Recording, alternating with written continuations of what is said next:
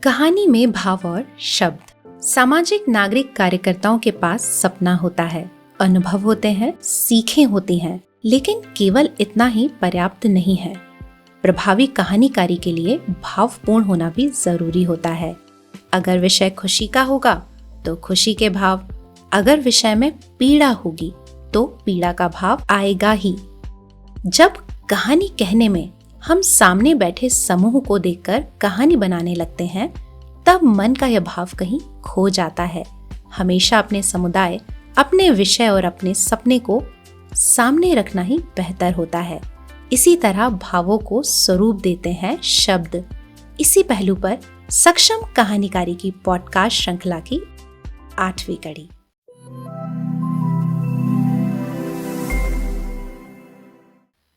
जो कहा जा रहा है उसके अर्थ क्या हैं और उसके कहते हुए चेहरे के भाव क्या हैं, इन दोनों के बीच कितना समन्वय है। स्वयं से यह प्रश्न पूछा जाना चाहिए कि हम अपनी कहानी को किस तरह से प्रस्तुत करें जिससे कोई भी व्यक्ति उस कहानी से भी जुड़े और कहानीकार से भी।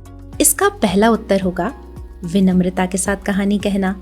जब कहानी कही जाती है तब कहानी कहने वाला केवल विषय और घटनाओं को ही प्रस्तुत नहीं करता है, वह अपने आप को भी प्रस्तुत करता है। कहानी और कहानी कहने के तरीके से यह भी पता चलता है कि व्यक्ति, सामाजिक कार्यकर्ता, कहानी कहने वाले का मन और स्वभाव कैसा है। कहानी कहने का उद्देश्य यह होता है कि अन्य लोग, समूह हमारी कहानी से जुड़ जाएं, उसे महसूस कर पाएं। अब यह सोचिए कि अगर भाव अच्छे नहीं होंगे तो लोग किस भाव से जुड़ेंगे। कहानी में दो महत्वपूर्ण तत्व होते हैं, भाव और शब्द। जब कोई भी विचार व्यक्त किया जाता है तब उस विचार का शब्दों और चेहरे, शरीर के भावों के साथ क्या संबंध उभर रहा है, इसे देखना और समझना बेहद जरूरी होता है। सोचिए कि अगर मैं अहिंसा और प्रेम के पक्ष में अपनी कोई बात कह रहा हूँ, लेकिन मेरी आंखों में कड़वापन हो, शब्दों में तेज धार हो और चेहरे पर घृणा का भाव हो, तब क्या मेरे विचारों का कोई महत्व रह जाता है? हमारे विचार, हमारी कहानी को कितना सच माना जाएगा और कितना झूठ, यह हमारे चेहरे और शरीर के हाव भाव से और शब्दों के प्रयोग से तय होता है। सोचिए कि हम किसी समूह में मौजूद हैं। वहाँ कोई व्यक्ति अपनी बात या कहानी कह रहा है, लेकिन हम अपने पड़ोस में बैठे व्यक्ति से यह कह रहे हैं कि इतनी सी बात भी कहने की जरूरत है क्या? शायद इसने इतिहास पढ़ा ही नहीं है। इससे इतना तो तय ही हो जाता है कि हमारे पड़ोस में बैठे व्यक्ति को हमारे उथलेपन के बारे में पूरा परिचय मिल जाता है। और फिर जब हम अपनी बात कहते हैं तब उसे हमेशा हमारी वह बात याद आएगी जो हमारे द्वारा किसी अन्य व्यक्ति के ज्ञान के संबंध में कही गई थी।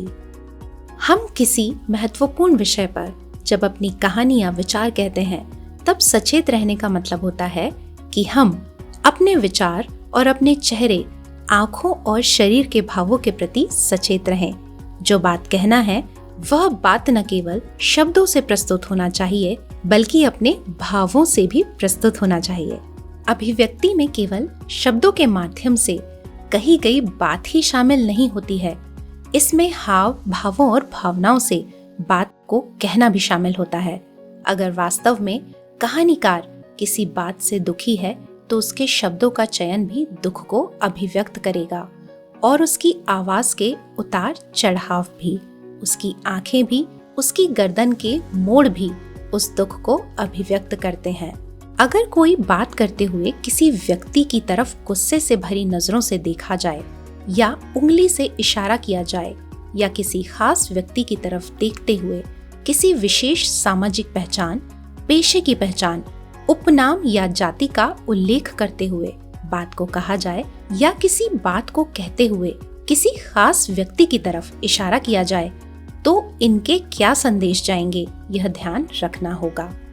अक्सर व्यक्ति को अपने दुख, उपलब्धियां, ज्ञान, अनुभव, समझदारी, विचार, विश्लेषण इतने महत्वपूर्ण लगने लगते हैं कि वह अन्य लोगों, संस्थाओं और विचारों को गौण मानने लगता है। वह उन्हें इतना गौण मानता है कि वह उन्हें सुनता ही नहीं है।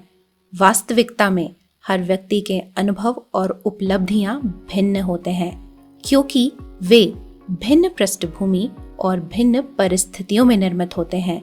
इसलिए उनमें श्रेष्ठता और अश्रेष्ठता की तुलना नहीं की जाना चाहिए। व्यक्ति अपने कड़वे अनुभवों की कहानी कहते हुए अपने सामने मौजूद और उसकी कहानी सुनने के लिए तत्पर समूह से कड़वी बात करे, यह कतई उचित नहीं माना जा सकता है। जीवन में कहीं किसी वक्त अगर मेरे साथ कुछ बुरा हुआ है तो इसके लिए वे लोग जिम्मेदार नहीं हैं जो मेरे आसपास या मेरे सामने बैठे हैं। वास्तव में कहानी कहने का उद्देश्य अपने अनुभवों के साथ व्यापक समुदाय को जोड़ने का होता है, तोड़ने का नहीं। जब कहानी कहने की तैयारी की जाती है तब केवल तथ्यों, घटनाओं, अनुभवों को एक सूत्र में पिरोने की तैयारी ही नहीं करना होती है, बल्कि यह तैयारी भी करना होती है कि मेरे चेहरे, शरीर के भाव कैसे होंगे, कहाँ ये हाव भाव भटक सकते हैं, उन्हें कैसे संतुलित किया जाएगा, ऐसे कौन से शब्द हैं जो मुझे अपनी कहानी में नहीं आने देना चाहिए। शब्द भावों को खोजते हैं और भाव शब्दों को खोजते हैं। कहानी कहने के दौरान अहंकार, घृणा, हिंसा, विद्वेष के भाव नहीं आना चाहिए। अगर इन भावों की आवक हुई तो अच्छी कहानी बेकार ही साबित होगी, क्योंकि लोग केवल अनुभवों और संघर्ष से ही प्रभावित नहीं होते हैं। वे प्रभावित होते हैं इस बात से कि अपने जीवन के अनुभवों से हमने वास्तव में सीखा क्या है, हासिल क्या किया है, समाज के बारे में क्या नजरिया बनाया है, अपने हृदय में किन सिद्धांतों को स्थान दिया है। यह संभव है कि एक सामाजिक कार्यकर्ता के रूप में व्यक्ति ने अपमान, दुख और विपरीत परिस्थितियों को जिया होगा। उस दुख, अपमान और चुनौतियों की बात कहानी में जरूर से जरूर शामिल होना चाहिए, लेकिन इन अनुभवों के लिए उन लोगों को, उन व्यक्तियों को दोषी नहीं ठहराना चाहिए जो कहानी सुनने के लिए सामने मौजूद हैं। अपने अनुभवों को व्यक्त करने की भाषा और सामने बैठे व्यक्ति को दोषी ठहराने की भाषा में अंतर होता है। उस अंतर को खुद महसूस करना और उसके प्रति सजग होना बहुत जरूरी होता है। सक्षम कहानीकारी की पॉडकास्ट श्रृंखला में आपने इस कड़ी में जाना कि केवल विचार ही महत्वपूर्ण नहीं होते हैं। वास्तव में शब्द और भाव ही विचारों और अनुभूतियों से मिलकर कहानी को प्रभावी बनाते हैं। जब भी कहानी कहें, अपने मन के भावों पर ध्यान रखना बेहतर होता है। इसके साथ ही बेहतर होता है अपनी बात को सलीके और प्रभावी ढंग से कहने के लिए उचित शब्दों का संग्रह। अगर हर दिन कुछ नया पढ़ेंगे तो बहुत से नए शब्द भी मिलेंगे।